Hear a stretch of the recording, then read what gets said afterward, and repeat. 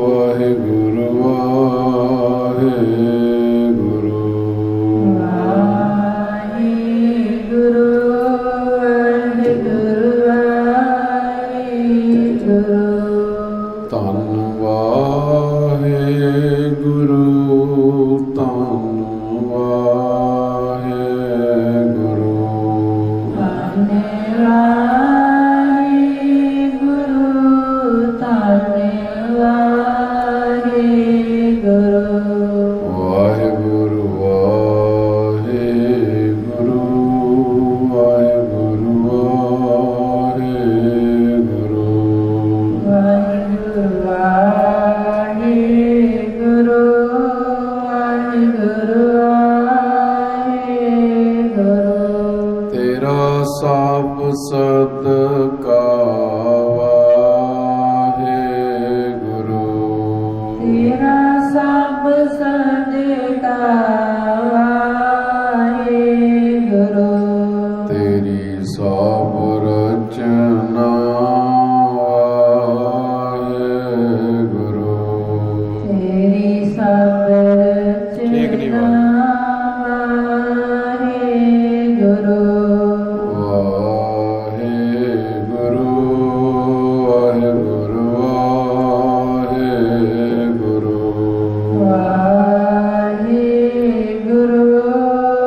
ਵਾਹਿਗੁਰੂ ਵਾਹਿਗੁਰੂ।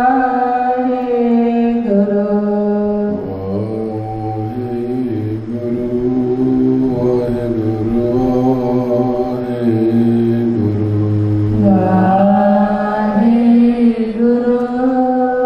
ਵਾਹਿਗੁਰੂ ਪਰਮ ਸਤਿਕਾਰਯੋਗ ਗੁਰੂ ਕੀ ਸਾਜੀ ਨਿਵਾਜੀ ਸਾਧ ਸੰਗਤ ਜੀ, ਹਰ ਰੋਜ਼ ਦੀ ਤਰ੍ਹਾਂ ਆਸ਼ਰਮ ਨਿਰਮਲ ਕੁਟੀਆ ਸ਼ਹਾਦਪੁਰ ਤਰਨਤਾਰਨ ਸਾਹਿਬ ਜੀ ਵਿਖੇ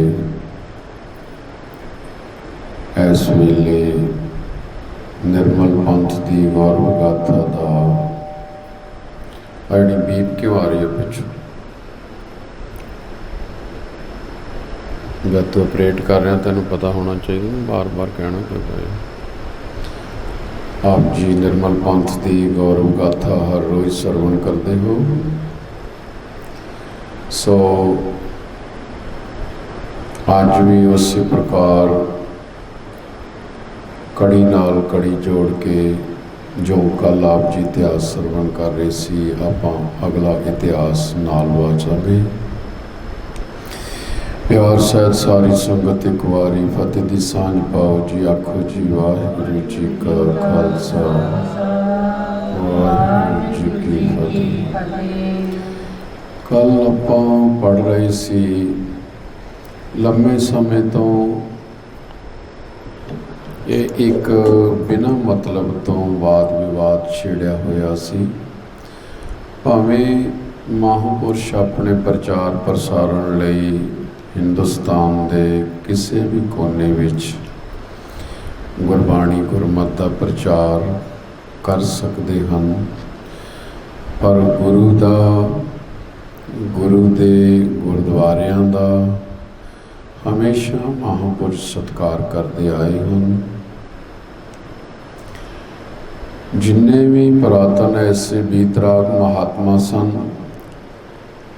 ਉਹ ਕਦੇ ਵੀ ਨਹੀਂ ਸਨ ਚਾਹੁੰਦੇ ਕਿ ਗੁਰਦੁਆਰਿਆਂ ਵਿੱਚ ਅਸੀਂ ਜਾਈਏ ਤੇ ਉੱਥੇ ਸਾਡੀ ਅਰਦਾਸ ਨਾ ਕੀਤੀ ਜਾਏ, ਕਿਉਂਕਿ ਗੁਰੂ ਸਾਹਿਬ ਤੋਂ ਚੱਲੀ ਆ ਰਹੀ ਇਹ ਨਿਰਮਲ ਸੰਪਰਦਾ, ਜਿਸ ਨੂੰ ਸਤਿਗੁਰਾਂ ਨੇ ਆਪ ਥਾਪਿਆ, ਆਪ ਬਖਸ਼ਿਸ਼ਾਂ ਕੀਤੀਆਂ,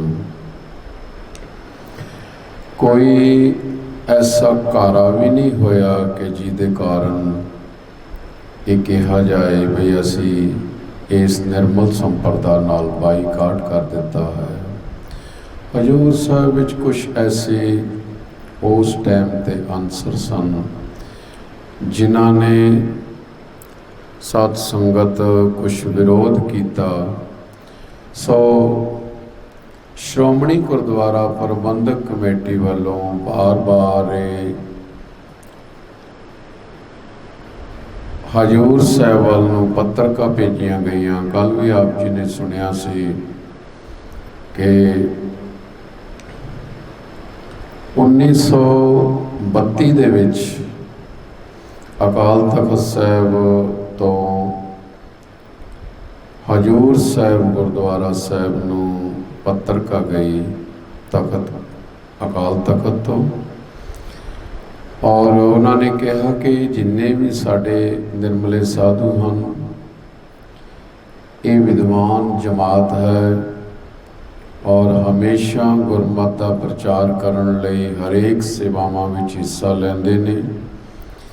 ਐਸਾ ਕਦੇ ਵੀ ਨਹੀਂ ਹੋ ਸਕਦਾ ਕਿ ਇਹਨਾਂ ਦੀ ਅਰਦਾਸ ਗੁਰੂ ਘਰਾਂ ਵਿੱਚ ਨਾ ਕੀਤੀ ਜਾਏ।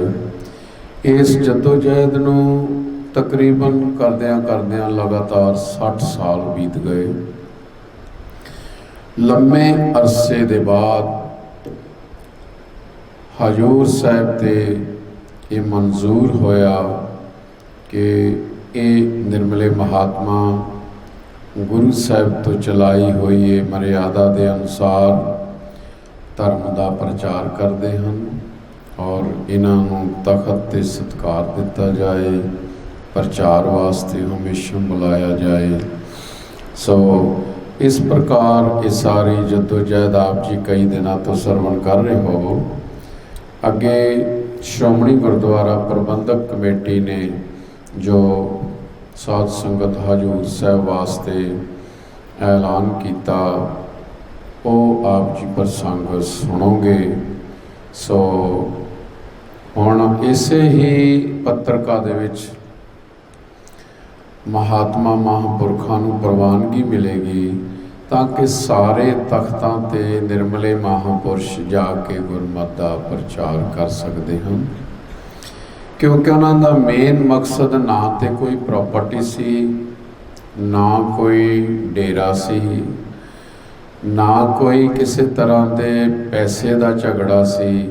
ਮਤਲਬ ਸੀ ਕਿ ਗੁਰੂ ਔਰ ਗੁਰੂ ਦੇ ਗੁਰਦੁਆਰਿਆਂ ਵਿੱਚ ਜਾਣ ਲਈ ਕਿਸੇ ਨੂੰ ਨਹੀਂ ਰੋਕਿਆ ਜਾ ਸਕਦਾ, ਤੇ ਨਿਰਮਲੇ ਮਹਾਤਮਾ ਮਹਾਂਪੁਰਖ ਜਿਹੜੇ ਵਿਦਵਾਨ ਨੇ ਉਹਨਾਂ ਨੂੰ ਕਿਉਂ ਰੋਕਿਆ ਜਾਏ।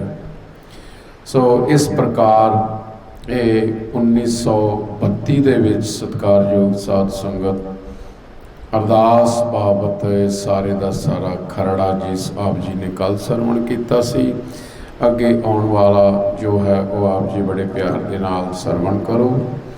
ਆਖੋ ਸਾਰੀ ਸੰਗਤ ਸਤਨਾਮ ਸ੍ਰੀ ਵਾਹਿਗੁਰੂ। ਸ਼੍ਰੋਮਣੀ ਗੁਰਦੁਆਰਾ ਪ੍ਰਬੰਧਕ ਕਮੇਟੀ ਦੀ ਪੱਤਰਕਾ ਪੜ੍ਹ ਕੇ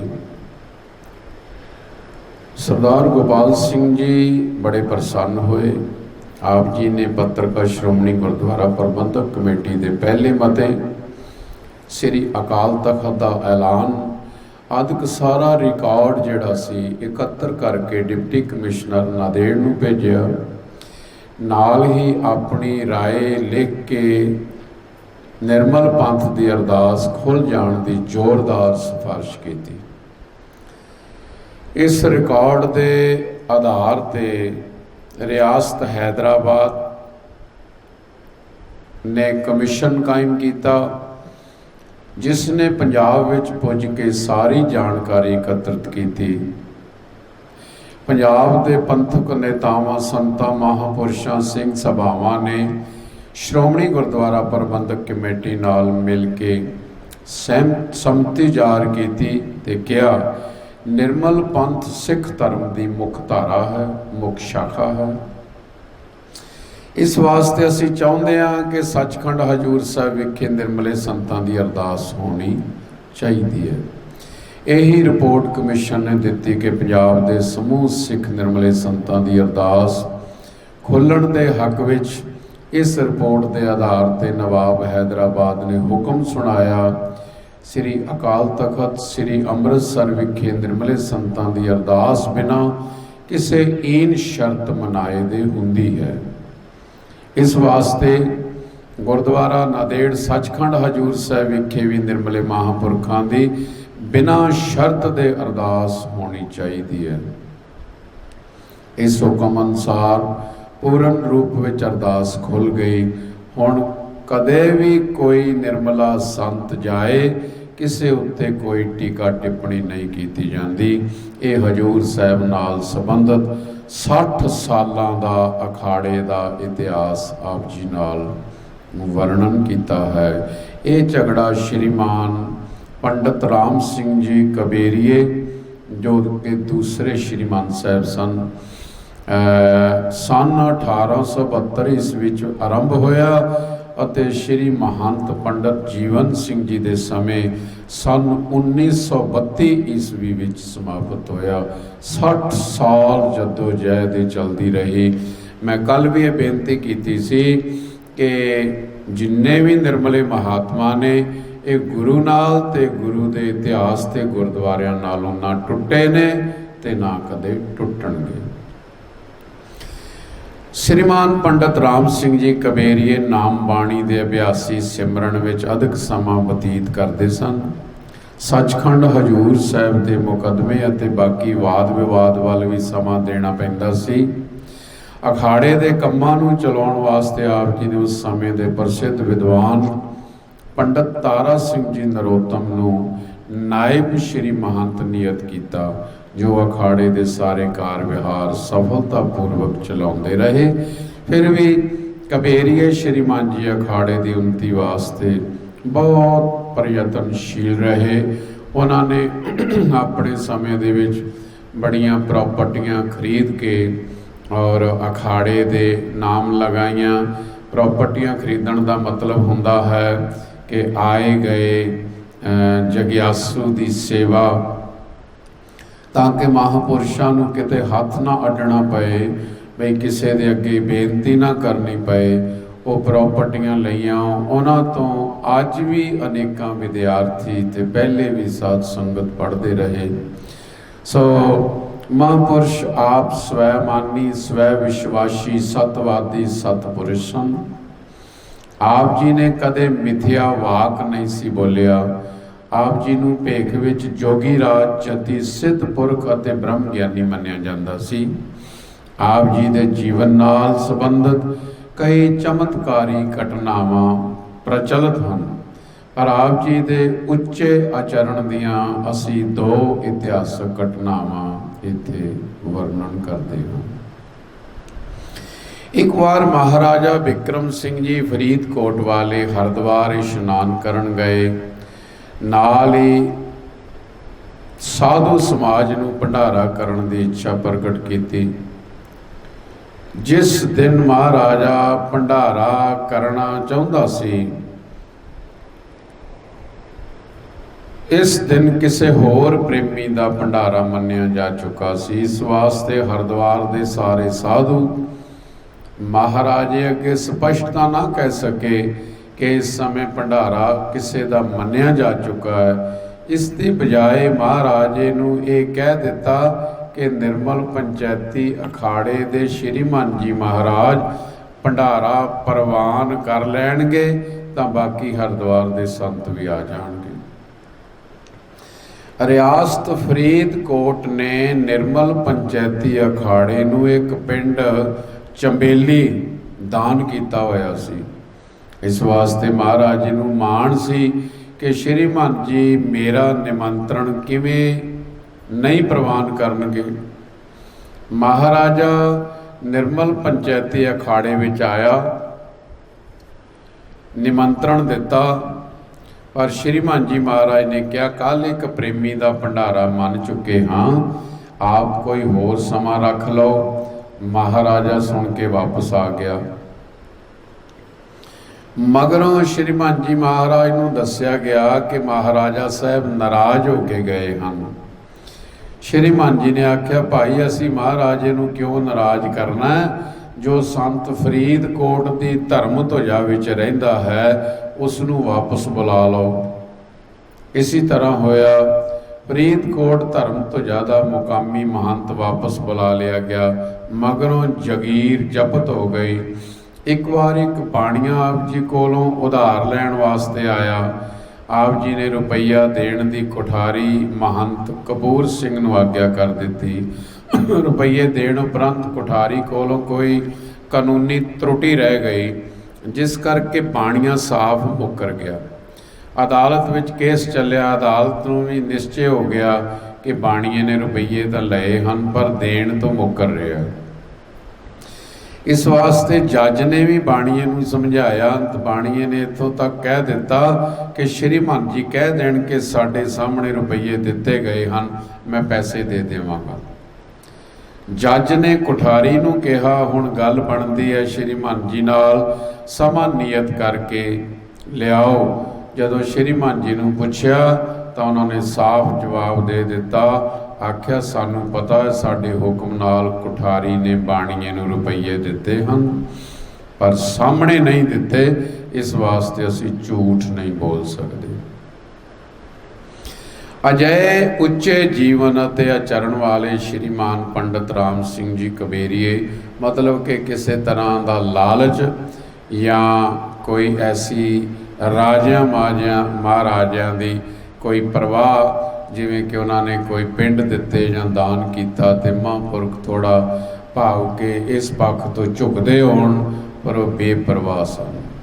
ਸੋ ਇਹ ਉਹਨਾਂ ਦੇ ਇੱਕ ਦੋ ਨਮੂਨੇ ਟੂਕ ਮਾਤਰ ਵਿੱਚ ਦਿੱਤੇ, ਵੀ ਬੜੇ ਬੇਪਰਵਾਹ ਔਰ ਅਭਿਆਸੀ ਸਨ। ਆਪ ਜੀ ਦੇ ਸਮੇਂ ਵਿੱਚ ਖੜ ਦਰਸ਼ਨ ਸਾਧੂ ਸਮਾਜ ਵਿੱਚ ਆਪ ਜੀ ਦਾ ਤਪ ਤੇਜ ਅਤੇ ਪ੍ਰਭਾਵ ਜਿਹੜਾ ਸੀ ਉਹ ਬਹੁਤ ਜ਼ਿਆਦਾ ਵਧਿਆ। ਅੱਗੇ ਸ਼੍ਰੀਮਾਨ 108 ਪੰਡਤ ਤਾਰਾ ਸਿੰਘ ਜੀ ਨਰੋਤਮ ਨਾਇਬ ਸ਼੍ਰੀ ਮਹੰਤ ਬਣੇ।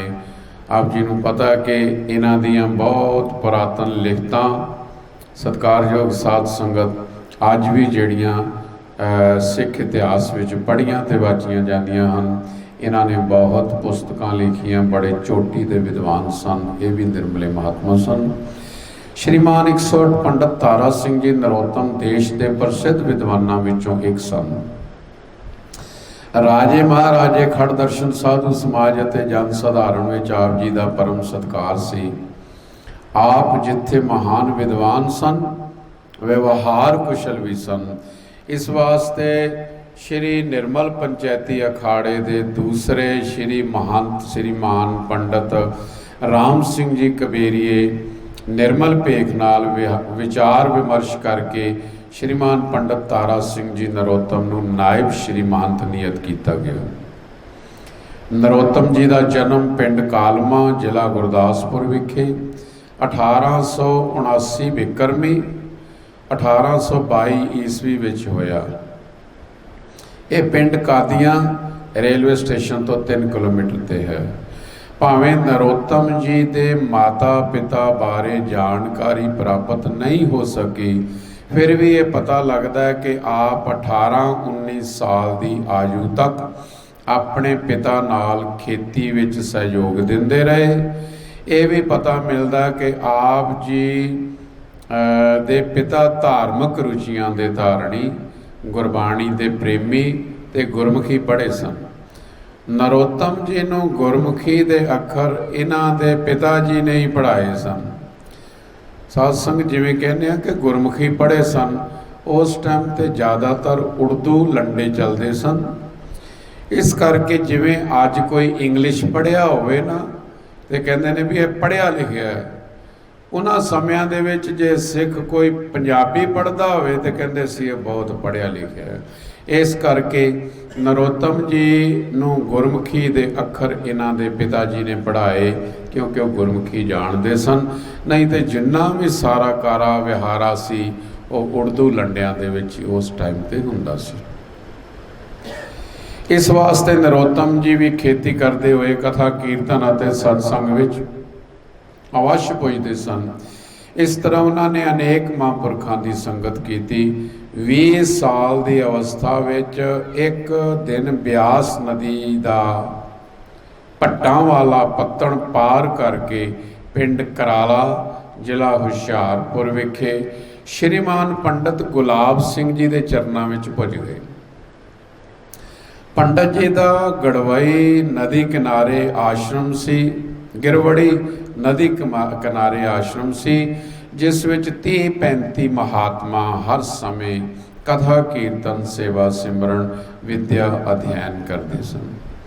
ਸਾਧ ਸੰਗਤ ਪੰਜਾਬ ਦਾ ਕੋਈ ਵਿਰਲਾ ਪਿੰਡ ਹੋਏਗਾ कि जिथे निर्मले महात्मा महापुरखों का अस्थान ना होवे।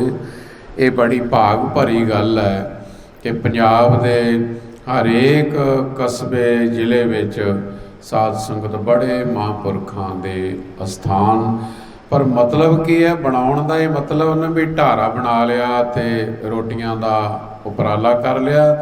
आप जी सरवण कर रहे हो भी 30-35 साधु महात्मा रहिंदे, कीर्तन ते कथा दा प्रवाह चलदा, मतलब कि विद्या पढ़दे ते विद्या का प्रसारण करते। ये अज तो नहीं, शुरू तो लैके ये परंपरागत इतिहास चलिया आ रहा है। इत्थे पहुँच के नरोत्तम जी रात दिन आश्रम की सेवा करते, सेवा का रूप हो गए और पंडित गुलाब सिंह जी के सेवक बन गए। एक दिन पंडित गुलाब सिंह जी ने प्रसन्न मुख आख्या, श्री अमृतसर जाके विद्या प्राप्त करो।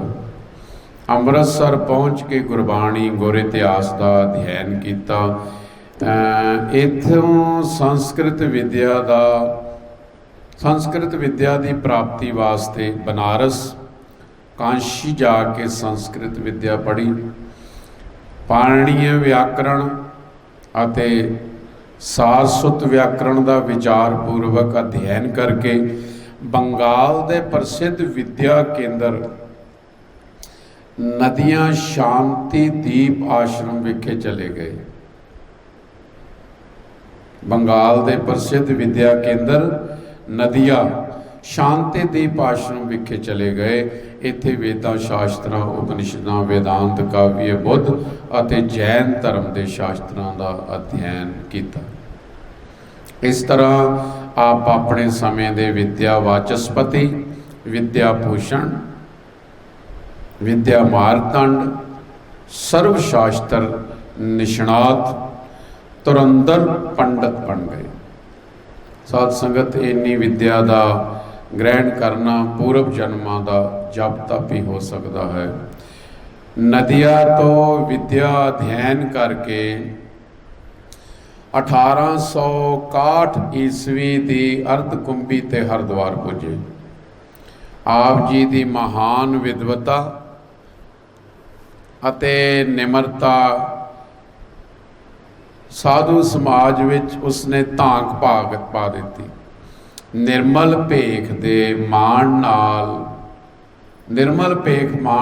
प्रसन्न हो रहा सी कि साडा कोई निर्मला महात्मा इन्ना विद्वान होया है। आप जी की विद्वता की सारी चर्चा सी। इस समय महाराजा नरेंद्र सिंह जी पटियाला पति भी कुंभ ते इशनान करन आए हुए सन। महाराजे ने भी नरोत्तम जी की प्रशंसा सुनी तो दर्शन करन आए। दर्शन करके धार्मिक विचार विमर्श करके परम प्रसन्न होए।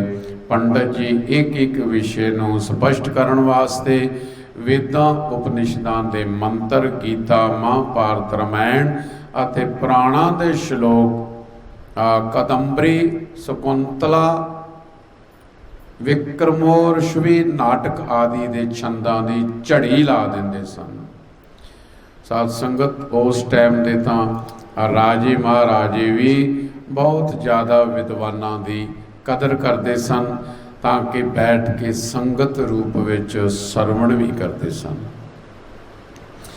पंडित जी एक एक विषय को स्पष्ट करने वास्ते बहुत ज़्यादा छंदां दी झड़ी ला देंदे। विशेषता यह सी कि गुरमत का निरूपण, गुरबाणी अते 10 गुरुआं का गौरव प्रगट करते सन। अति निमरता पूर्वक बोलते सन। शरीरक तौर पर भी दर्शनी सन। इस वास्ते महाराजा नरेंद्र सिंह जी आप जी के चरणों का भौरा बन गया। सारे भेख तो मंग के आप जी नूं पटियाले ले आए। रिहाइश वास्ते धर्मगढ़ कोठी भेंट करके जगीर अते रस्तां ला दित्तियां। साध संगत देखो राजे महाराजे किन्ना विद्वानां दा सत्कार करते सन। अज दे राजियां महाराजियां कोल तां ਉਹ लोग रहिंदे ने ਜਿਹੜੇ साध संगत कई तरह दीयां रीतियां कुरीतियां की सलाह दिंदे हन। परंतु पुरातन ਜਿਹੜੇ ਰਾਜੇ ਮਹਾਰਾਜੇ ਸਨ, ਸਾਧ ਸੰਗਤ ਇਸੇ ਕਰਕੇ ਉਹਨਾਂ ਦੇ ਰਾਜ ਕਾਜ ਵਿੱਚ ਜਿਹੜਾ ਤੇ ਡੰਡ ਦੇਣ ਵਾਲਾ ਹੁੰਦਾ ਸੀ ਉਸ ਨੂੰ ਡੰਡ ਦਿੱਤਾ ਜਾਂਦਾ ਸੀ, ਸਜ਼ਾ ਦਿੱਤੀ ਜਾਂਦੀ ਸੀ, ਤੇ ਜਿਹੜਾ ਸਹੀ ਹੁੰਦਾ ਸੀ ਉਸ ਨੂੰ ਬਰੀ ਕਰ ਦਿੱਤਾ ਜਾਂਦਾ ਸੀ। ਸੋ ਇਹ ਰਾਜ ਘਰਾਣਿਆਂ ਦਾ ਪੁਰਾਤਨ ਦਸਤੂਰ ਰਿਹਾ। ਰਿਹਾਇਸ਼ ਵਾਸਤੇ ਧਰਮਗੜ੍ਹ ਕੋਠੀ ਭੇਟ ਕਰਕੇ ਜਗੀਰ ਅਤੇ ਰਸਤਾਂ ਲਾ ਦਿੱਤੀਆਂ। ਰਿਆਸਤ ਅਤੇ ਰਾਜ ਘਰਾਣੇ ਦੇ ਰਾਜਗੁਰੂ ਨਿਯੁਕਤ ਕੀਤੇ ਗਏ। ਇੱਥੇ ਪੰਡਤ ਜੀ ਨੂੰ ਹਰ ਤਰ੍ਹਾਂ ਦੀ ਸੁਵਿਧਾ ਅਤੇ ਸੁੱਖ ਸਾਧਨ ਪ੍ਰਾਪਤ ਸਨ। ਇਸ ਵਾਸਤੇ ਆਪ ਜੀ ਨੇ ਸਮੇਂ ਦਾ ਲਾਭ ਉਠਾ ਕੇ ਗੁਰਮਤਿ ਸੰਬੰਧੀ ਦਾਰਸ਼ਨਕ ਅਤੇ ਇਤਿਹਾਸਕ ਆਕਰ ਗ੍ਰੰਥਾਂ ਦੀ ਰਚਨਾ ਕਰਨੀ ਆਰੰਭ ਕਰ ਦਿੱਤੀ। ਆਪ ਜੀ ਨੇ ਨਾਇਬ ਸ਼੍ਰੀਮੰਤ ਹੁੰਦਿਆਂ ਨਿਵਾਸ ਪਟਿਆਲੇ ਵਿੱਚ ਹੀ ਰੱਖਿਆ। ਲਿਖਣ ਪੜ੍ਹਨ ਦਾ ਕੰਮ ਕਰਦੇ ਹੋਏ ਵੀ ਅਖਾੜੇ ਦੇ ਕੰਮਾਂ ਵਿੱਚ ਪੂਰੀ ਨਿਗਾਹ ਰੱਖਦੇ ਸਨ। ਰਾਜ ਦਰਬਾਰ ਵਿੱਚ ਵੀ ਆਪ ਜੀ ਦੇ ਵਿਚਾਰਾਂ ਨੂੰ ਪ੍ਰਮੁਖਤਾ ਦਿੱਤੀ ਜਾਂਦੀ ਸੀ। ਖਾਸ ਕਰਕੇ ਧਾਰਮਿਕ ਸਲਾਹ ਆਪ ਜੀ ਦੀ ਮੰਨੀ ਜਾਂਦੀ ਸੀ। 16 ਸਾਲ ਆਪ ਜੀ ਨਾਇਬ ਸ਼੍ਰੀ ਮਹੰਤ ਬਣ ਕੇ ਸੇਵਾ ਕਰਦੇ ਰਹੇ। ਸੰਮਤ 1948 ਦਾ ਹਰਿਦੁਆਰ ਦਾ ਕੁੰਭ ਮੇਲਾ ਆਪ ਜੀ ਦੇ ਸਹਿਯੋਗ ਪ੍ਰਬੰਧ ਵਿੱਚ ਹੋਇਆ। ਇਸ ਵਾਸਤੇ ਸ਼੍ਰੀਮੰਤ ਪੰਡਤ ਰਾਮ ਸਿੰਘ ਜੀ ਕਬੇਰੀਏ ਆਪਣੇ ਮਨ ਵਿੱਚ ਵਿਚਾਰ ਬਣਾ ਚੁੱਕੇ ਸਨ ਕਿ ਨਰੋਤਮ ਜੀ ਨੂੰ ਸ਼੍ਰੀਮੰਤ ਦੀ ਪਦਵੀ ਤੇ ਵਿਭੂਸ਼ਿਤ ਕਰ ਦਿੱਤਾ ਜਾਵੇ। ਪਰ ਕੁੰਭ ਤੋਂ ਥੋੜਾ ਸਮਾਂ ਮਗਰੋਂ ਪੰਡਤ ਜੀ ਪਟਿਆਲੇ ਵਿੱਚ 1891 ਈਸਵੀ ਵਿੱਚ ਬ੍ਰਹਮਲੀਨ ਹੋ ਗਏ, ਜਿਸ ਨੂੰ ਸੁਣ ਕੇ ਸਾਰੇ ਦੇਸ਼ ਵਿੱਚ ਸ਼ੋਕ ਦੀ ਲਹਿਰ ਫੈਲ ਗਈ। ਖਾਸ ਕਰਕੇ ਨਿਰਮਲ ਭੇਖ ਪਟਿਆਲਾ ਰਾਜ ਘਰਾਣੇ ਵਿੱਚ ਅਤਿ ਸ਼ੋਭ ਹੋਇਆ। ਪਟਿਆਲਾ ਰਿਆਸਤ ਵਿੱਚ ਰਾਜਕੀय ਤੌਰ ਤੇ ਇੱਕ ਸਪਤਾਹ ਸ਼ੋਕ ਮਨਾਇਆ ਗਿਆ। ਸ਼ਵ ਯਾਤਰਾ ਸਮੇਂ ਸਾਰੀ ਫੌਜ ਹਥਿਆਰ ਪੁੱਠੇ ਕਰਕੇ ਸ਼ੋਕ ਵਿੱਚ ਚੱਲ ਰਹੀ ਸੀ। ਰਾਜਕੀय ਅਧਿਕਾਰੀਆਂ ਦੇ ਕਾਲੇ ਬਿੱਲੇ ਲੱਗੇ ਹੋਏ ਸਨ। ਰਿਆਸਤ ਦੇ ਸਾਰੇ ਦਫ਼ਤਰ ਬੰਦ ਸਨ। 17ਵੀਂ ਵਾਲੇ ਦਿਨ ਬੜਾ ਭਾਰੀ ਇਕੱਠ ਹੋਇਆ। ਨਿਰਮਲ ਭੇਖ ਦੇ ਖਟ ਦਰਸ਼ਨ ਸਾਧੂ ਸਮਾਜ ਇਕੱਤਰਤ ਹੋਏ। ਸ਼੍ਰੀਮੰਤ ਪੰਡਤ ਰਾਮ ਸਿੰਘ ਜੀ ਕਬੇਰੀਏ ਹਰਿਦੁਆਰ ਤੋਂ ਪੁੱਜੇ ਹੋਏ ਸਨ। ਰਿਆਸਤ ਦੇ ਸਮੂਹ ਅਧਿਕਾਰੀਆਂ ਸਮੇਤ ਮਹਾਰਾਜਾ ਸਾਹਿਬ ਉਪਸਥਿਤ ਸਨ। ਅੰਤਮ ਅਰਦਾਸ ਤੋਂ ਉਪਰੰਤ ਸ਼੍ਰੀਮਾਨ ਜੀ ਮਹਾਰਾਜ ਨੇ ਭੇਖ ਦੀ ਵਿਚਾਰ ਅਨੁਸਾਰ ਸ਼੍ਰੀਮਾਨ ਪੰਡਤ ਦੀਵਾਨ ਸਿੰਘ ਜੀ ਠੀਕਰੀ ਵਾਲਿਆਂ ਨੂੰ ਨਾਇਬ ਸ਼੍ਰੀਮੰਤ ਨਿਯੁਕਤ ਕੀਤਾ। ਸ਼੍ਰੀਮਾਨ ਪੰਡਤ ਤਾਰਾ ਸਿੰਘ ਜੀ ਨਰੋਤਮ ਸਨ 1875 ਤੋਂ 1891 ਈਸਵੀ ਤੱਕ 16 ਵਰਸ਼ ਨਾਇਬ ਸ਼੍ਰੀਮੰਤ ਰਹੇ। ਕੁੱਲ ਆਯੂ ਉਹਨਾਂ ਦੀ 69 ਸਾਲ ਦੀ ਸੀ।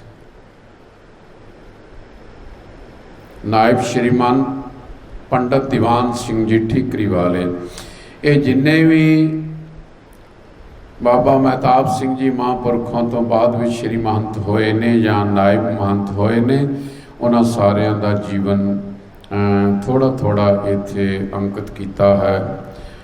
ਪੰਡਤ ਦੀਵਾਨ ਸਿੰਘ ਜੀ ਆਪ ਜੀ ਦਾ ਜਨਮ 1831 ਈਸਵੀ ਪਿੰਡ ਠੀਕਰੀ ਵਾਲਾ ਜ਼ਿਲ੍ਹਾ ਬਰਨਾਲਾ ਵਿਖੇ ਹੋਇਆ। ਬਾਲ ਅਵਸਥਾ ਵਿੱਚ ਘਰ ਰਹੇ। 10-12 ਸਾਲਾਂ ਦੀ ਆਯੂ ਵਿੱਚ ਪਿੰਡ ਦੇ ਡੇਰੇ ਸ਼੍ਰੀਮਾਨ ਮਹੰਤ ਹੀਰਾ ਸਿੰਘ ਜੀ ਦੇ ਚਰਨਾਂ ਵਿੱਚ ਆਉਣ ਲੱਗੇ। ਧੀਰੇ ਧੀਰੇ ਪ੍ਰੇਮ ਵੱਧ ਗਿਆ ਤਾਂ ਇੱਕ ਦਿਨ ਘਰ ਤੋਂ ਪੱਕੇ ਤੌਰ ਤੇ ਡੇਰੇ ਆ ਰਹੇ। ਹਰ ਸਮੇਂ ਸੇਵਾ ਵਿੱਚ ਲੱਗੇ ਰਹਿੰਦੇ। ਨਿਮਰ ਸੁਸ਼ੀਲ ਸੁਭਾਅ ਸੀ। ਨਾਲ ਹੀ ਗੁਰਮੁਖੀ ਅਤੇ ਹਿੰਦੀ ਪੜ੍ਹਦੇ ਰਹੇ। ਸ਼੍ਰੀ ਗੁਰੂ ਗ੍ਰੰਥ ਸਾਹਿਬ ਜੀ ਦੇ ਪਾਠੀ ਬਣ ਕੇ ਭਾਸ਼ਾ ਵਿੱਚ ਵਿਧਾਨ ਅਤੇ ਨੀਤੀ ਦੇ ਗ੍ਰੰਥਾਂ ਦਾ ਅਧਿਐਨ ਕੀਤਾ।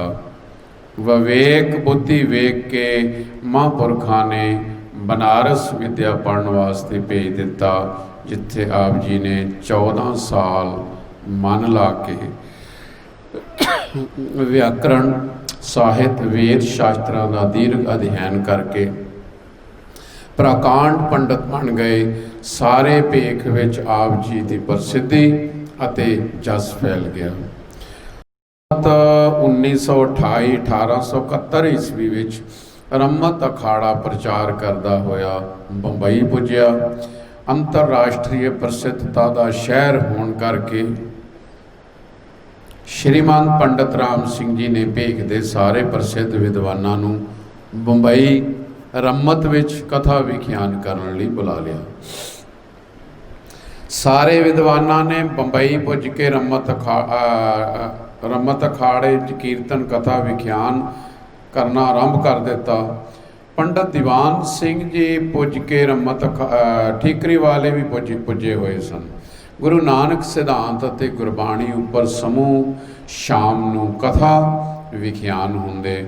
ਬੰਬਈ ਨਿਵਾਸੀ ਜਨ ਸਧਾਰਨ ਜਨਤਾ ਨਾਨਕ ਪੰਥੀ ਹਜ਼ਾਰਾਂ ਦੀ ਗਿਣਤੀ ਵਿੱਚ ਦੀਵਾਨ ਵਿੱਚ ਹਾਜ਼ਰੀ ਭਰਦੇ।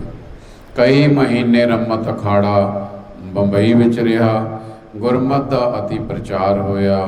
ਪੰਡਤ ਦੀਵਾਨ ਸਿੰਘ ਜੀ ਦੇ ਵਿਖਿਆਨ ਸਦ ਉਪਦੇਸ਼ ਨਾਲ ਸੈਂਕੜਿਆਂ ਨੇ ਗੁਰਸਿੱਖੀ ਧਾਰਨ ਕੀਤੀ। ਸਾਧ ਸੰਗਤ ਦੇਖੋ, ਸਾਰੇ ਹਿੰਦੁਸਤਾਨ ਦੇ ਵਿੱਚ ਕਿੱਥੇ ਕਿੱਥੇ ਨਿਰਮਲੇ ਮਹਾਤਮਾ ਨੇ ਇੰਨਾ ਪੁਰਾਤਨ ਪਹਿਲਾ ਸਮਾਂ, ਜਦੋਂ ਕਿ ਸਾਧ ਸੰਗਤ ਕਈ ਔਕੜਾਂ ਕਈ ਮਤਾਂ ਦੀਆਂ ਸਨ, ਪਰ ਫਿਰ ਵੀ ਸਾਰਿਆਂ ਸਟੇਟਾਂ ਦੇ ਵਿੱਚ ਵਿਚਰ ਕੇ ਮਹਾਂਪੁਰਸ਼ ਗੁਰਬਾਣੀ ਦਾ ਗੁਰਮਤਿ ਦਾ ਪ੍ਰਚਾਰ ਕਰਦੇ ਰਹੇ ਔਰ ਸੈਂਕੜੇ ਲੋਕਾਂ ਨੇ ਗੁਰਸਿੱਖੀ ਧਾਰਨ ਕੀਤੀ। ਵਿਸ਼ੇਸ਼ ਕਰਕੇ ਦੱਖਣੀ ਭਾਰਤ ਅਤੇ ਦੂਰ ਦੂਰ ਦੇ ਪ੍ਰਾਂਤਾਂ ਹਿੰਦੂ ਪ੍ਰੇਮੀ ਗੁਰਬਾਣੀ ਦੇ ਰਸੀਏ ਬਣੇ। ਇਸ ਤਰ੍ਹਾਂ ਨਿਰਮਲ ਰਮਤ ਅਖਾੜੇ ਦਾ ਬੰਬਈ ਅਤੇ ਦੱਖਣ ਵਿੱਚ ਉਲੇਖਨੀय ਪ੍ਰਭਾਵ ਪਿਆ। 1872 ਈਸਵੀ ਵਿੱਚ ਨਾਸਿਕ ਦਾ ਕੁੰਭ ਮੇਲਾ ਆਇਆ। ਨਿਰਮਲ ਰਮਤ ਅਖਾੜਾ ਨਾਸਿਕ ਪੁੱਜਿਆ। ਹਰਿਦੁਆਰ ਤੋਂ ਸ਼੍ਰੀਮਾਨ ਜੀ ਪੁੱਜੇ। ਇਸ ਸਮੇਂ 40-50 ਮਹਾਤਮਾ ਸੰਸਕ੍ਰਿਤ ਦੇ ਧੁਰੰਧਰ ਵਿਦਵਾਨ ਪੰਡਤ ਪੁੱਜੇ। ਰਣ ਸਿੰਘਿਆਂ ਸੰਖਾਂ ਅਤੇ ਜੈਕਾਰਿਆਂ ਦੀ ਧੁਨੀ ਵਿੱਚ ਅਖਾੜੇ ਨੇ ਪ੍ਰਵੇਸ਼ ਕੀਤਾ। ਲੰਗਰ ਲੱਗ ਗਿਆ। ਸ੍ਰੀ ਗੁਰੂ ਗ੍ਰੰਥ ਸਾਹਿਬ ਜੀ ਦੇ ਅਖੰਡ ਪਾਠ ਆਰੰਭ ਹੋਏ ਅਤੇ ਕਥਾ ਕੀਰਤਨ ਦਾ ਪ੍ਰਵਾਹ ਚੱਲ ਪਿਆ।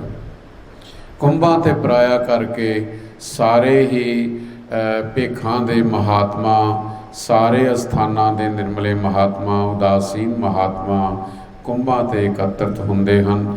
ਇਸ ਕਰਕੇ ਇਹ 4 ਕੁੰਭ ਲੱਗਦੇ ਹਨ: ਹਰਿਦੁਆਰ, ਨਾਸਿਕ, ਉਜੈਨ। ਸਾਧ ਸੰਗਤ ਤੇ ਚਾਰੇ ਕੁੰਭਾਂ ਤੋਂ ਬਾਅਦ ਵਿੱਚ 6 ਮਹੀਨਿਆਂ ਬਾਅਦ ਕੁੰਭੀ ਹੁੰਦੀ ਹੈ। ਮਤਲਬ ਹੈ ਕਿ ਸੰਤਾਂ ਮਹਾਤਮਾ ਦੇ ਇਕੱਠ ਦਾ ਇੱਕ ਸਾਧਨ ਬਣਦਾ ਹੈ। ਸਾਧ ਸੰਗਤ ਉਹਨਾਂ ਤੇ ਫਿਰ ਮਹਾਂਪੁਰਸ਼ ਇਕੱਠੇ ਹੋ ਕੇ ਧਰਮ ਦਾ ਪ੍ਰਚਾਰ ਕਰਨਾ, ਜਪ ਤਪ ਕਰਨਾ, ਇਕਾਂਤ ਰਹਿਣਾ। ਸਾਧ ਸੰਗਤ ਕਈ ਤਰ੍ਹਾਂ ਦਾ ਪ੍ਰੈਕਟੀਕਲ ਹੁੰਦਾ ਹੈ ਕਿ ਕਈ ਮਹਾਤਮਾ ਪੈਦਲ ਚੱਲਦੇ, ਕਈ ਇਕਾਂਤ ਜੰਗਲਾਂ ਵਿੱਚ ਰਹਿੰਦੇ, ਜਲ ਦੇ ਕਿਨਾਰੇ ਰਹਿੰਦੇ, ਅਲਪ ਖਾਣਾ ਖਾ ਕੇ ਜ਼ਿਆਦਾ ਜਪ ਤਪ ਕਰਦੇ। ਇਸ ਪ੍ਰਕਾਰ ਬੜੇ ਤਰ੍ਹਾਂ ਦੇ ਨਾਲ ਅੱਜ ਤਾਂ ਚਲੋ ਖੈਰ ਕਈ ਤਰ੍ਹਾਂ ਦੀ ਐਸੀ ਪ੍ਰਦਰਸ਼ਨੀ ਹੋ ਚੁੱਕੀ ਹੈ। ਸਾਧ ਸੰਗਤ ਕੇ ਕੁੰਭਾਂ ਦੇ ਮੌਕੇ 'ਤੇ ਕੁਝ ਲੋਕ ਐਸੇ ਹਨ ਕਿ ਜਿਹੜੇ ਉੱਥੇ ਹੀ ਕੇਵਲ ਮੌਕੇ 'ਤੇ ਪ੍ਰਦਰਸ਼ਨੀ ਕਰਦੇ ਹਨ, ਪਰੰਤੂ ਖੈਰ ਪੁਰਾਤਨ ਸਮੇਂ ਐਸੇ ਸੀ ਕਿ ਜ਼ਿਆਦਾਤਰ ਸਾਧ ਸੰਗਤ ਵਿਦਿਆ ਦਾ ਪੜ੍ਹਨਾ ਔਰ ਸੇਵਾਵਾਂ ਤੇ ਸੰਗਤਾਂ ਨੂੰ ਜੋੜਨ ਦਾ ਖਾਸ ਕਰਕੇ ਉਪਰਾਲਾ ਇਹ ਮਹਾਂਪੁਰਸ਼ ਕੁੰਭਾਂ 'ਤੇ ਕਰਦੇ ਰਹੇ। ਸੋ ਪੁਰਬੇ ਦੇ ਸਮੇਂ ਪੰਡਤ ਰਾਮ ਸਿੰਘ ਜੀ ਕਬੇਰੀਏ ਦੀ ਅਧਿਕਸ਼ਤਾ ਹੇਠ ਸ਼੍ਰੀ ਨਿਰਮਲ ਪੰਚਾਇਤੀ ਅਖਾੜਾ ਕੁਸ਼ਾਵਰਤ ਤੀਰਥ ਵਿੱਚ ਇਸ਼ਨਾਨ ਕਰਕੇ ਤ੍ਰਿਅੰਬਕੇਸ਼ਵਰ ਮਹਾਦੇਵ ਮੰਦਰ ਦੇ ਦਰਸ਼ਨ ਕਰਕੇ ਪੂਜਾ ਕਰਨ ਗਿਆ।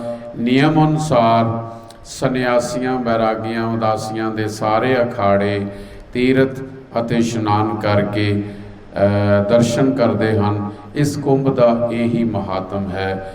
ਇਸ ਵਾਸਤੇ ਨਿਰਮਲ ਅਖਾੜਾ ਵੀ ਇਸ ਮੰਦਰ ਵਿੱਚ ਪੁੱਜਿਆ, ਪਰ ਨਿਰਮਲ ਅਖਾੜੇ ਨੂੰ ਪੁਜਾਰੀਆਂ ਬ੍ਰਾਹਮਣਾਂ ਨੇ ਮੰਦਰ ਵਿੱਚ ਜਾਣ ਤੋਂ ਰੋਕ ਦਿੱਤਾ। ਸਾਧ ਸੰਗਤ ਤੇ ਥੋੜਾ ਮਤ ਮਤਾਂਤਰਾਂ ਦਾ ਆਪਸ ਵਿੱਚ ਇਹ ਮਤਭੇਦ ਹੋ ਜਾਂਦਾ ਹੈ, ਪਰ ਜਿੱਥੇ ਵੀ ਕਿਤੇ ਵੇਖਾਂਗੇ ਇਤਿਹਾਸ ਨੂੰ, ਨਿਰਮਲੇ ਮਹਾਤਮਾਵਾਂ ਪੁਰਖਾਂ ਨੇ ਕਦੇ ਵੀ ਕਿਸੇ ਨਾਲ ਬਦਸਲੂਕੀ ਨਹੀਂ ਕੀਤੀ ਤੇ ਲੜਾਈ ਝਗੜਾ ਨਹੀਂ ਕੀਤਾ। ਸੋ ਸਾਧ ਸੰਗਤ, ਗੁਰੂ ਨਾਨਕ ਦੇਵ ਜੀ ਦੀ ਵੀ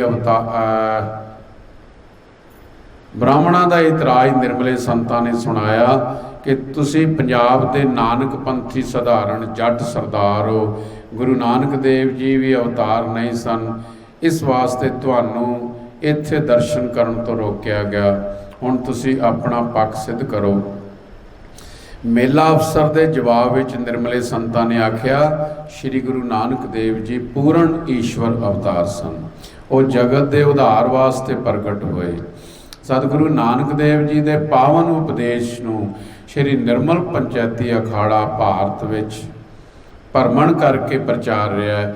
ਨਿਰਮਲ ਪੰਚੈਤੀ ਅਖਾੜਾ ਵੇਦਾਂ, ਸ਼ਾਸਤਰਾਂ, ਪੁਰਾਣਾਂ, ਉਪਨਿਸ਼ਦਾਂ ਦਾ ਬ੍ਰਾਹਮਣਾਂ ਨਾਲੋਂ ਵੱਧ ਸਤਿਕਾਰ ਕਰਦਾ ਹੋਇਆ ਪਠਨ ਪਾਠਨ ਕਰਦਾ ਹੈ। ਸਾਧ ਸੰਗਤ, ਇਹਦੇ ਨਾਲ ਗੁਰੂ ਮਹਾਰਾਜ ਨੇ ਪਹਿਲੇ ਹੀ ਜਦੋਂ ਇਹ ਪੰਜਾਂ ਸੰਤਾਂ ਨੂੰ ਬਨਾਰਸ ਭੇਜਿਆ ਸੀ ਪਾਉਂਟਾ ਸਾਹਿਬ ਤੋਂ, ਉਹਦਾ ਕਾਰਨ ਇਹ ਸੀ ਕਿ ਬਾਕੀ ਅਨਮਤਾਂ ਵਿੱਚ ਵੀ ਸ੍ਰੀ ਗੁਰੂ ਨਾਨਕ ਦੇਵ ਸੱਚੇ ਪਾਤਸ਼ਾਹ ਜੀ ਦਾ ਸੱਚਾ ਸੁੱਚਾ ਜੋ ਪ੍ਰਚਾਰ ਹੈ ਉਸ ਦਾ ਸਾਧ ਸੰਗਤ ਸਾਰਿਆਂ ਤੇ ਪ੍ਰਭਾਵ ਪਵੇ, ਕਿਉਂਕਿ ਕਲਯੁਗ ਦੇ ਅੰਦਰ ਕਰਮ ਧਰਮ ਨਾ ਕੋਈ, ਕਲੀ ਕਾ ਜਨਮ ਚੰਡਾਲ ਕੇ ਕਰ ਹੋਈ। ਇਸ ਕਲਯੁਗ ਦੇ ਅੰਦਰ ਕਰਮ ਧਰਮ ਛੁਪ ਗਏ ਨੇ।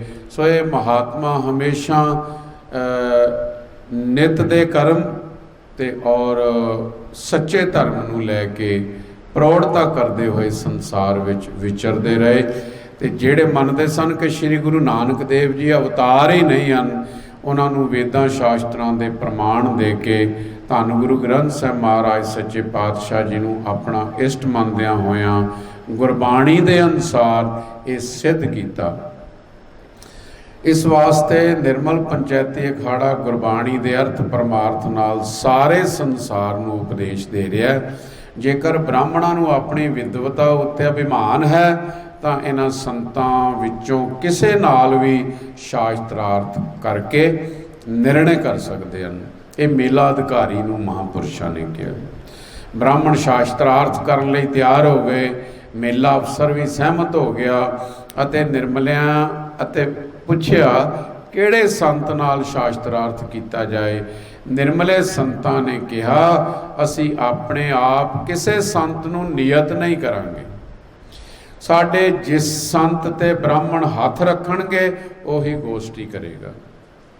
ਮੇਲਾ ਅਫਸਰ ਹੋਰ ਵੀ ਪ੍ਰਭਾਵਿਤ ਹੋਇਆ।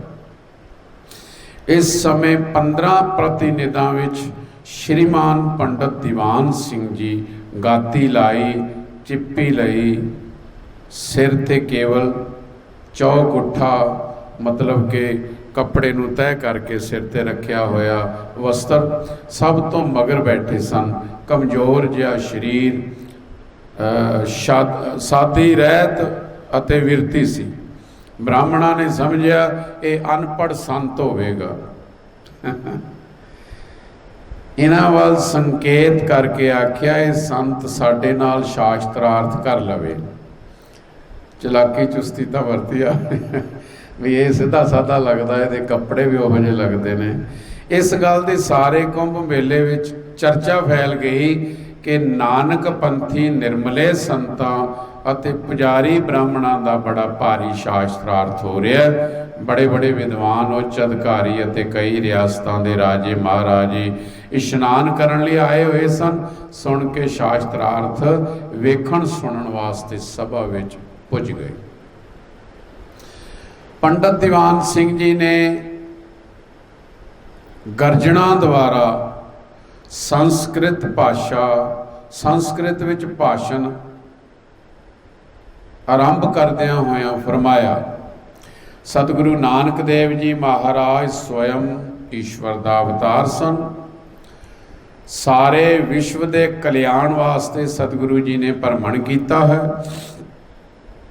ਸਾਰੇ ਸੰਸਾਰ ਦੀ ਮਨੁੱਖਤਾ ਨੂੰ ਬਿਨਾਂ ਜਾਤ ਵਰਣ ਭੇਦ ਦੇ ਉਹ ਈਸ਼ਵਰ ਦੀ ਅੰਸ਼ ਮੰਨਦੇ ਸਨ। ਉਹ ਨਾ ਕਿਸੇ ਨੂੰ ਛੋਟਾ ਮੰਨਦੇ ਸਨ, ਨਾ ਕਿਸੇ ਨੂੰ ਵੱਡਾ ਮੰਨਦੇ ਸਨ। ਭਾਰਤੀ ਸੱਭਿਅਤਾ ਦੀ ਰੱਖਿਆ ਵਾਸਤੇ ਸਮੇਂ ਦੇ ਰਾਜਿਆਂ ਅਤਿਆਚਾਰੀਆਂ ਨਾਲ ਲੋਹਾ ਲੈਂਦੇ ਰਹੇ। ਇਸ ਆਦਰਸ਼ ਵਾਸਤੇ ਉਹਨਾਂ ਨੇ 10 ਸਰੂਪ ਧਾਰਨ ਕੀਤੇ। ਗੁਰੂ ਜੀ ਦੇ ਪੰਚਮ ਸਰੂਪ ਨੇ ਸ੍ਰੀ ਗੁਰੂ ਗ੍ਰੰਥ ਸਾਹਿਬ ਜੀ ਦੀ ਬੀੜ ਤਿਆਰ ਕੀਤੀ। 6ਵੇਂ ਸਰੂਪ ਵਿੱਚ ਰੱਖਿਆ ਵਾਸਤੇ ਜੰਗ ਕੀਤੇ। 9ਵੇਂ ਸਰੂਪ ਵਿੱਚ ਬ੍ਰਾਹਮਣਾ ਹਿੰਦੂਆਂ ਦੇ ਤਿਲਕ ਜੰਜੂ ਦੀ ਧਰਮ ਦੀ ਰੱਖਿਆ ਵਾਸਤੇ ਸਵੈ ਬਲੀਦਾਨ ਕੀਤਾ। 10ਵੇਂ ਸਰੂਪ ਵਿੱਚ ਧਰਮ ਦੀ ਰੱਖਿਆ ਵਾਸਤੇ ਮਾਤਾ, ਪਿਤਾ, ਪੁੱਤਰ ਔਰ ਅਨੇਕ ਸ਼ਿਸ਼ਾਂ ਦਾ ਬਲੀਦਾਨ ਕਰਕੇ ਮੁਗਲ ਰਾਜ ਦੀਆਂ ਜੜ੍ਹਾਂ ਪੁੱਟ ਦਿੱਤੀਆਂ। ਧਰਮ ਪ੍ਰਚਾਰ, ਵਿਦਿਆ ਪ੍ਰਚਾਰ ਵਾਸਤੇ ਨਿਰਮਲ ਪੰਥ ਦੀ ਸਥਾਪਨਾ ਕੀਤੀ। ਇਹ ਸਾਰਾ ਕੁਝ ਸੰਸਕ੍ਰਿਤ ਵਿੱਚ ਬੋਲਿਆ। ਸਤਿਗੁਰੂ ਜੀ ਦੀ ਕਿਰਪਾ ਦ੍ਰਿਸ਼ਟੀ ਨਾਲ ਨਿਰਮਲੇ ਮਹਾਪੁਰਸ਼ ਸੰਸਕ੍ਰਿਤ ਦੇ ਪ੍ਰਕਾਂਡ ਪੰਡਤ ਬਣੇ। 10ਮ ਸਤਿਗੁਰੂ ਜੀ ਨੇ ਨਿਰਮਲ ਪੰਥ ਨੂੰ ਵਿਦਿਆ ਦਾ ਵਰਦਾਨ ਬਖਸ਼ਿਆ। ਜਦੋਂ ਮੁਗਲਾਂ ਦੇ ਅਸਰ ਕਰਕੇ ਸਾਰਾ ਦੇਸ਼ ਅਰਬੀ ਫਾਰਸੀ ਪੜ੍ਹਦਾ ਸੀ, ਨਿਰਮਲੇ ਸੰਤ ਉਸ ਵੇਲੇ ਸੰਸਕ੍ਰਿਤ ਦੇ ਧੁਰੰਧਰ ਪੰਡਤ ਸਨ। ਵਾਸਤਵ ਵਿੱਚ ਉੱਤਰੀ ਭਾਰਤ ਵਿੱਚ ਸੰਸਕ੍ਰਿਤ ਨੂੰ ਜੀਵਤ ਰੱਖਣ ਵਾਲੇ ਹੀ ਨਿਰਮਲੇ ਸੰਤ ਹਨ। ਆਖੋ ਸਤਨਾਮ। ਇਹ ਤਾਂ ਅੱਜ ਸਾਧ ਸੰਗਤ ਹਮੇਸ਼ਾ ਹਿੰਦੂ ਵੀਰਾਂ ਨੂੰ, ਵੇਦ ਸ਼ਾਸਤਰ ਪੜ੍ਹਨ ਵਾਲਿਆਂ ਨੂੰ ਵੀ ਗੱਲ ਸਮਝਣੀ ਤੇ ਇਸ ਇਤਿਹਾਸ ਨੂੰ ਵਾਚਣਾ ਚਾਹੀਦਾ ਕਿ ਦੇਖੋ ਉਸ ਟਾਈਮ ਤੇ ਮੁਗਲਾਂ ਦਾ ਰਾਜ ਸੀ ਤੇ ਸਾਰੇ ਪਾਸੇ ਫਾਰਸੀ ਤੇ ਅਰਬੀ ਪੜ੍ਹਾਈ ਜਾਂਦੀ ਸੀ, ਪਰੰਤੂ ਇਹਨਾਂ ਮਹਾਤਮਾ ਮਹਾਂਪੁਰਖਾਂ ਨੇ ਪਹਿਲੇ ਆਪ ਅਧਿਐਨ ਕੀਤਾ। ਸਤਿਗੁਰੂ ਕਲਗੀਧਰ ਸੱਚੇ ਪਾਤਸ਼ਾਹ ਬਖਸ਼ਿਸ਼ਾਂ ਤੇ ਵਰਦਾਨ ਦਿੱਤੇ ਤੇ ਫਿਰ ਇਹਨਾਂ ਨੇ ਸੰਸਕ੍ਰਿਤ ਨੂੰ ਜੀਵਤ ਰੱਖਿਆ। ਨਹੀਂ ਤਾਂ ਸਾਧ ਸੰਗਤ ਵੇਦਾਂ ਸ਼ਾਸਤਰਾਂ ਦਾ ਪ੍ਰਚਾਰ ਪ੍ਰਸਾਰਣ ਹੀ ਸ਼ਾਇਦ ਬੰਦ ਹੋ ਜਾਣ। ਸੋ ਜਨ ਸਾਧਾਰਨ ਨੂੰ ਸਦ ਉਪਦੇਸ਼ ਦੇ ਕੇ ਨਿਰਮਲੇ ਸੰਤ ਇਸ ਵਾਸਤੇ ਵੇਦਾਂ ਸ਼ਾਸਤਰਾਂ ਉਪਨਿਸ਼ਦਾਂ ਦੇ ਭਾਸ਼ਕਾਰ, ਟੀਕਾਕਾਰ ਨਿਰਮਲੇ ਸੰਤ ਹੋਏ ਹਨ। ਦੇਸ਼ ਭਰਮਣ ਕਰਕੇ ਜਨ ਸਧਾਰਨ ਨੂੰ ਸਦ ਉਪਦੇਸ਼ ਦੇ ਕੇ ਸਦ ਮਾਰਗ ਤੇ ਪਾ ਰਹੇ ਹਨ। ਪੁਰਾਤਨ ਭਾਰਤੀ ਰਿਸ਼ੀਆਂ ਦੇ ਦੱਸੇ ਉਪਦੇਸ਼ਾਂ ਨੂੰ ਕਿਰਿਆਤਮਕ ਰੂਪ ਵਿੱਚ ਭਾਰਤ ਦੇਸ਼ ਨੂੰ ਦ੍ਰਿੜ ਕਰਵਾ ਰਹੇ ਹਨ। ਕਿਉਂਕਿ ਸਾਧ ਸੰਗਤ ਤੇ ਭਾਰਤ ਭੂਮੀ ਅੱਜ ਤੋਂ ਨਹੀਂ, ਲੱਖਾਂ ਸਾਲਾਂ ਤੋਂ ਪੁਰਾਤਨ ਰਿਸ਼ੀਆਂ ਮੁਨੀਆਂ ਦੀ ਇਹ ਭਾਰਤ ਭੂਮੀ ਹੈ। ਇੱਥੇ ਤੇ ਸਾਧ ਸੰਗਤ ਇੱਕ ਨਹੀਂ ਹਜ਼ਾਰਾਂ ਲੱਖਾਂ ਵਿਦਵਾਨ ਇਸ ਭਾਰਤ ਭੂਮੀ ਨੇ ਦਿੱਤੇ, ਜੋ ਕਿ ਵਰਲਡ ਦੇ ਵਿੱਚ ਸਿਧਾਂਤ ਦਾ, ਵੇਦਾਂ ਸ਼ਾਸਤਰਾਂ ਦਾ, ਹੋਰ ਮਤਾਂ ਦਾ ਪ੍ਰਚਾਰ ਤੇ ਪ੍ਰਸਾਰਣ ਕਰਦੇ ਰਹੇ। ਪੁਰਾਤਨ ਧਰਮ ਦੇ ਤੱਤਵ ਦਾ ਨਿਰੂਪਣ ਕਰਕੇ ਜਨ ਸਧਾਰਨ ਨੂੰ ਭਾਰਤੀ ਸੱਭਿਆਚਾਰ ਸੰਸਕ੍ਰਿਤੀ ਨਾਲ ਜੋੜ ਰਹੇ ਹਨ। ਇਸੇ ਉਦੇਸ਼ ਵਾਸਤੇ ਨਿਰਮਲ ਪੰਚੈਤੀ ਅਖਾੜਾ ਤ੍ਰਿੰਬਕੇਸ਼ਵਰ ਦੀ ਯਾਤਰਾ ਤੇ ਆਇਆ। ਇਸ ਤਰ੍ਹਾਂ ਪੰਡਤ ਜੀ ਘੰਟਾ ਲਗਾਤਾਰ ਇੱਕ ਰਸ ਸੰਸਕ੍ਰਿਤ ਵਿੱਚ ਵਿਖਿਆਨ ਦਿੰਦੇ ਰਹੇ। ਅੰਤ ਵਿੱਚ ਬੋਲੇ, ਇਹ ਕੇਵਲ ਆਰੰਭ ਮਾਤਰ ਸ਼ਬਦ ਹਨ। ਹੁਣ ਅਸੀਂ ਸ਼ਾਸਤਰ ਅਰਥ ਕਰਾਂਗੇ।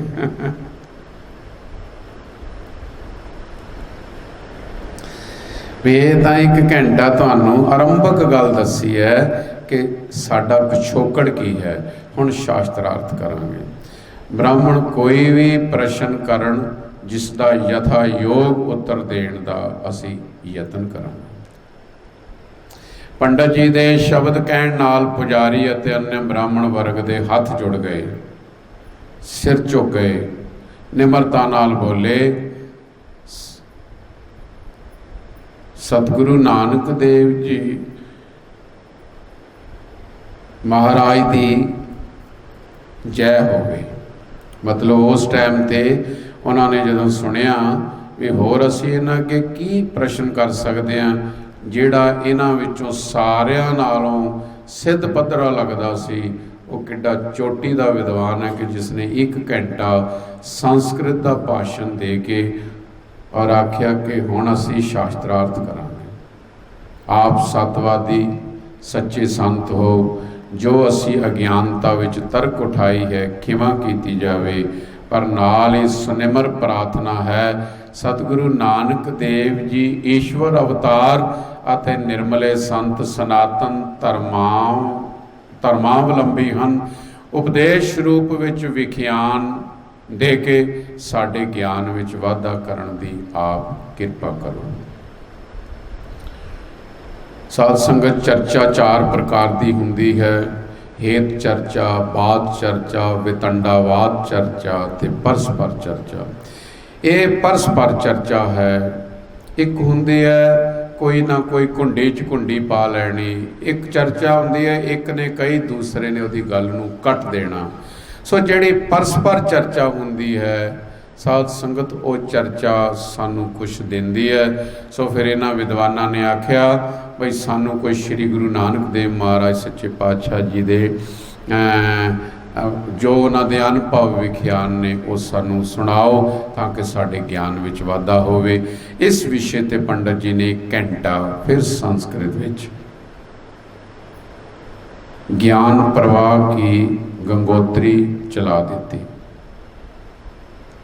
सतगुरु जी के उपकारां द्वारा ऐसा सिद्ध किया कि श्रोमणी अवतार केवल सतगुरु नानक देव जी हैं। आखो सतनाम। साध संगत सानू ये गर्व होना चाहिए, सानू ये माण होना चाहिए कि ना पुरातन इन्ने विद्वान महात्मा ने साध संगत दूसरे मतां विच जाके भी जो निर्णय आत्मक सी उस सिद्धांत नूं प्रचारिया। भाव के श्री गुरु नानक देव महाराज जी ऐसे अवतारी पुरुष ने जिन्हां ने कि कदे किसी मत मतांतर नाल किसी तरह का ऐसा झगड़ा नहीं किया। हाए जरूर है नाथां नाल, सिद्धां नाल, जोगियां नाल, जैनी मत दे साधुआं नाल, सरेवड़ियां नाल, बैरागियां नाल, उदासियां नाल, सन्यासियां नाल, सब नाल गुरु साहब की वार्ता हुई है। पर सतगुर सच्चे पातशाह जी हमेशा ज्ञान दे खड़ग नाल ही अज्ञान नूं भनदे रहे ने। सो साध संगत सारी गुरबाणी जदों कोई पढ़ के वेखदा है पखंड दा खंडन है ते धर्म दा ते साध संगत ज्ञान दा मंडन है। कर्म कांड, उपासना कांड ते ज्ञान कांड तिन्ने कांडां विच गुरबाणी शब्द तरजीह दिंदे हैं। इस वास्ते इसे विषय ते पंडित जी ने 1 घंटा संस्कृत विच विख्यान ज्ञान की गंगोत्री चला दी। सतगुरु जी के उपकारां द्वारा ऐसा सिद्ध किया कि श्रोमणी अवतार केवल सतगुरु नानक देव जी हैं। सनातन धर्म के तत्व नूं जानण वाले केवल निर्मले संतन। पंडित जी का शांत गंभीर एक रस ज्ञान भरिया विख्यान हो रहा सी। दखण का ब्राह्मण वर्ग हाथ जोड़ के एक एक शब्द ते समर्थन तथा अनुमोदन कर रहा सी। भाषण चल रहा सी कि सारे ब्राह्मण हाथ जोड़ के खड़े हो गए ते बोले सतगुरु नानक देव महाराज की जय। आप पूर्ण संतो, आप जी का भेख धर्म दे तत्व नूं जानन वाला सनातन धर्मावलंबी है। आप जी नूं अपने धर्म, अपने सिद्धांत मर्यादा अनुसार त्रिंबकेश्वर नाथ जी विखे पूजा करने का पूर्ण अधिकार है। इस वास्ते हुण भी ये 4 कुंभां ते जिथे सन्यासी, उदासी, बैरागी होर मत मतांतर जाते हैं उत्थे निर्मले महात्मा भी साध संगत उत्थे अखाड़े बने हुए हैं, अस्थान बने हुए हैं। उन्हां अस्थानां ते पंडित बच्चे संस्कृति विद्या लेंदे हैं। साडे कई पंजाब तो सिख विद्यार्थी जाके भी साध संगत उन्हां अस्थानां ते विद्या ग्रहण करते हैं। निर्मले महात्मा किस्साधारी हो के साध संगत उन्हां स्थानां दे विच रह के भगवें वस्त्र पहनते हुए सादगी दे विच रह के पठन पाठन का प्रसारण अज भी निरंतर चल रहा है।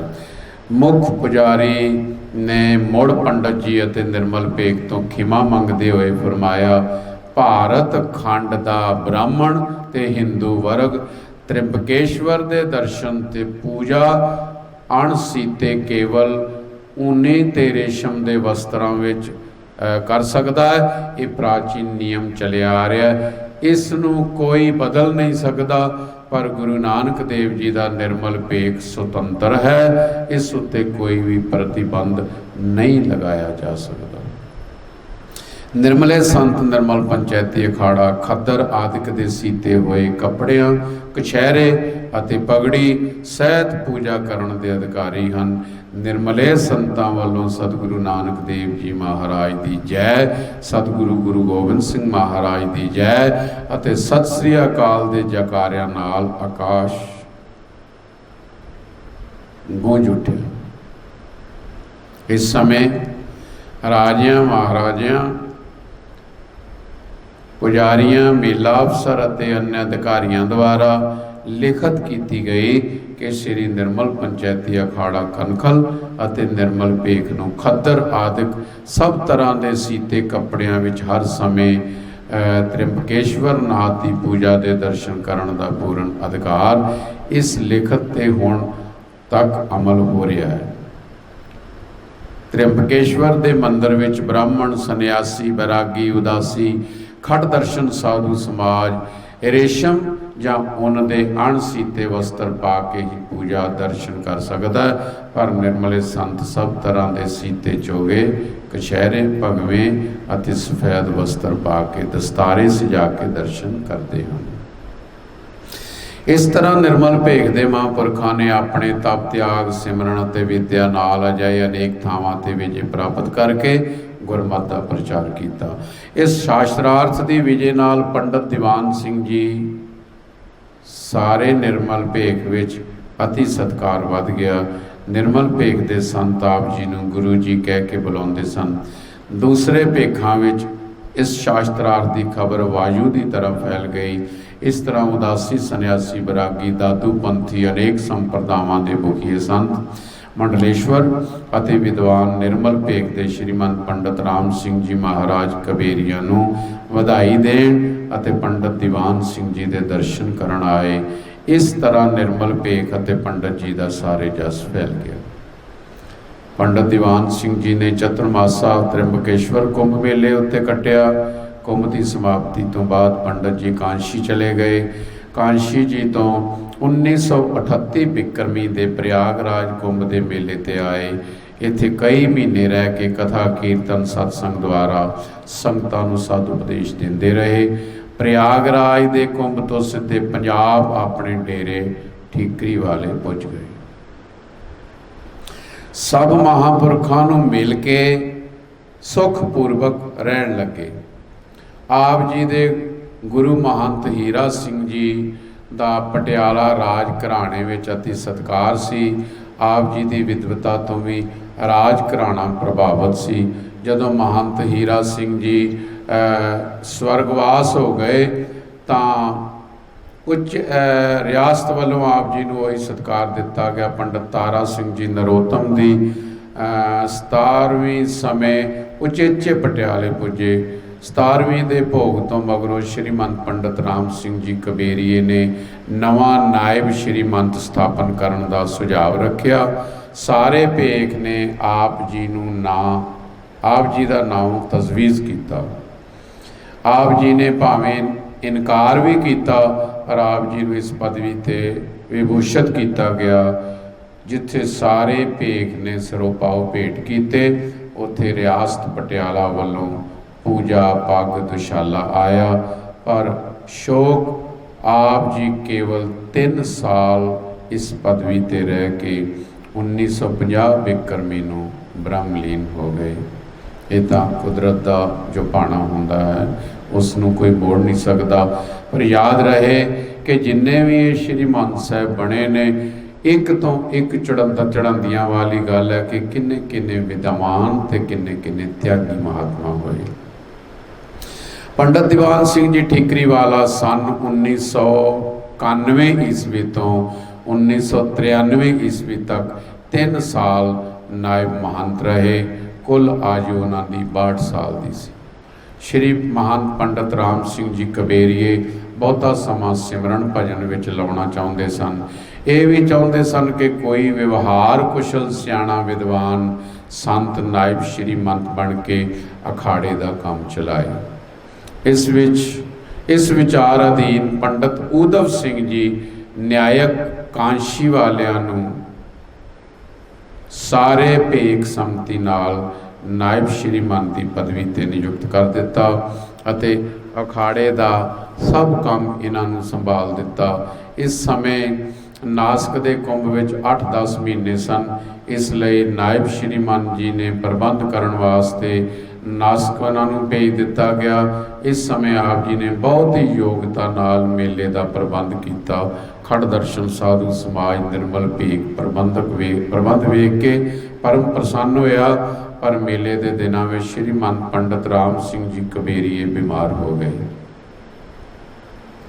त्रिंबकेश्वर खबर पुजी तो नायब श्रीमान जी सारा प्रबंध मुखी महंता नूं संभाल के हरिद्वार आए, किंतु श्रीमान जी का शरीर कमजोर होंदा गया, बीमारी बढ़ती गई अते सावण वधी 15 प्रविष्टे 26 सावण 1953 बिक्रमी नूं महापुरुष ब्रह्मलीन हो गए।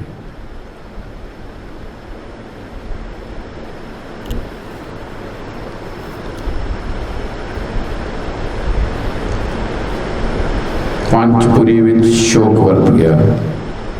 17वीं ते सारा निर्मल भेख हरिद्वार विखे एकत्र होया। श्री गुरु ग्रंथ साहिब जी का अखंड पाठ साहिब भोग पाए गए। अंतम अरदास हुई।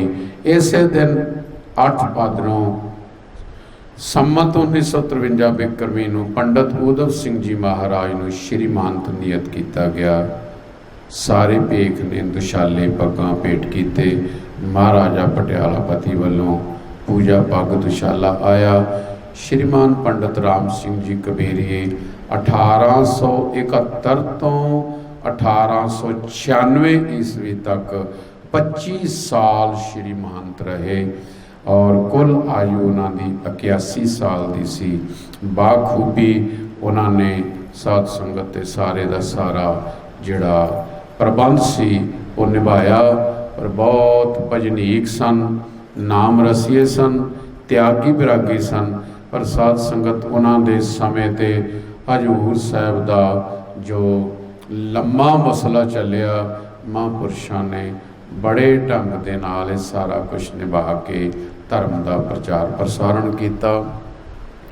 ऐसे बीतराग महात्मा साध संगत मिलने बड़े मुश्किल होंदे हन। इन्ने विद्वान महात्मा मिलने बड़े मुश्किल होंदे हन। पर गुरु साहब की कृपा नाल सिख धर्म दे विच निर्मल संप्रदा दे विच ये महात्मा ऐसे सेवा दे पुंज होए, विद्या दे पुंज होए, जिन्हां ने गुरमत का प्रचार प्रसारण करदियां हज़ारां लखां लोकां नूं गुरु नानक सच्चे पातशाह दे सच्चे सुच्चे मार्ग ते प्रेरणा दी। गुरु साहब कृपा करन आने वाला अगला प्रसंग श्रीमान 108 पंडित उधव सिंह जी न्यायक, जिहड़े न्याय दे बहुत तुरंदर विद्वान सन, वो श्रीमान की गद्दी ते उपस्थित होए। उन्हां दा जीवन आपां कल वाचांगे। आप सारी संगत का धन्यवाद जिन्नी इत्थे जुड़ी है और जिन्नी भी इस वेले लाइव संगत देश विदेश जुड़ी है, सारी संगत का धन्यवाद। आप जी सरवण कर रहे हो निर्मल पंथ की गौरव गाथा का इतिहास कि निर्मले महात्मा ने शुरू तो लैके गुरु साहिबान की बख्शिश पा के किवें विद्वता प्राप्त की ते किवें उन्होंने महात्मा ने संसार भर विच विचर के गुरमत गुरबाणी वेदां शास्त्रां का प्रचार करदिआं संगतां दियां ते गुरु साहब दियां खुशियां प्राप्त कीतियां। असी ऐसे सारे महात्मा नूं रोम रोम वंदना करते हैं, कोटान कोट डंडौत करते हैं। सतगुरु कृपा करन संत संग अंतर प्रभ डीठा, नाम प्रभु का लागा मीठा। ऐसे साधुआं दा सानू इस कलयुग विच संग हुंदा रहे ताकि साडा लोक ते परलोक सुखी होवे। ਇਤਨੇ ਕੁ ਬਚਨ ਪ੍ਰਵਾਨ। ਕੱਲ 12 ਤੋਂ 1 ਦੇ ਟਾਈਮ ਤੇ ਫਿਰ ਰੂਬਰੂ ਹੋਵਾਂਗੇ। ਪਿਆਰ ਸਹਿਤ ਸਾਰੀ ਸੰਗਤ ਅਰਦਾਸ ਕਰੋ ਜੀ, ਨਾਨਕ ਨਾਮ ਚੜ੍ਹਦੀ ਕਲਾ, ਤੇਰੇ ਭਾਣੇ ਸਰਬੱਤ ਦਾ ਭਲਾ। ਭੁੱਲਾਂ ਦੀ ਖਿਮਾ, ਸਾਰੀ ਸੰਗਤ ਫਤਿਹ ਬੁਲਾਓ। ਵਾਹਿਗੁਰੂ ਜੀ ਕਾ ਖਾਲਸਾ, ਵਾਹਿਗੁਰੂ ਜੀ ਕੀ ਫਤਿਹ।